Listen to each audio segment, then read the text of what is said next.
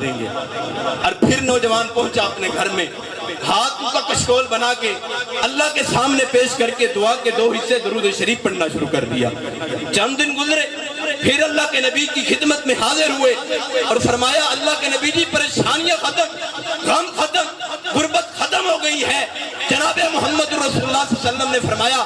اے پیارے، جو تو نے 2 حصے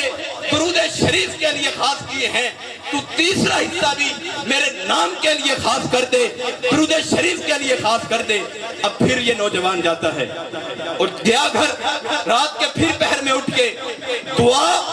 ساری کی ساری دعا درود شریف کے نام ہی کر دیتا ہے، کوئی چیز نہیں مانگی۔ اب چند دن گزرے، آقا نامدار جناب محمد رسول اللہ صلی اللہ علیہ وسلم کے پاس تشریف لاتے ہیں اور فرماتے ہیں اللہ کے نبی جی کیسا وظیفہ بتلایا ہے، کیسا طریقہ بتلایا ہے، اب میں اللہ سے کوئی چیز مانگتا نہیں ہوں، اللہ سے کسی چیز کا سوال نہیں کرتا،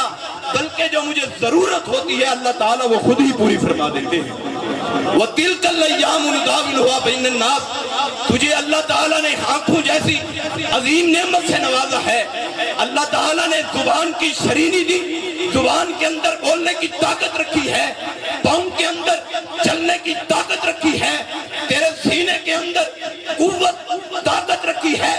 اس پہ تو ناز نہ کرنا، اس پہ تکبر نہ کرنا۔ حضرات ہو سکتا ہے اللہ تعالیٰ تیری آنکھوں کا وہ نور ختم کر دے، اللہ تعالیٰ وہ تیری زبان کے اندر سے وہ لکنت پیدا کر دے، تیرے زبان کی شرینی کو ختم کر دے، وہ تیرے کان کے اندر سے سماعت کا آلہ اٹھا لے، اس رب قدیر کو کوئی پوچھ نہیں سکتا۔ اللہ تعالیٰ نے تجھے پاؤں بغیر مانگے عطا کیے ہیں، اگر وہ رحیم رب تجھے فالج دے کے وہ تجھے چارپائی کا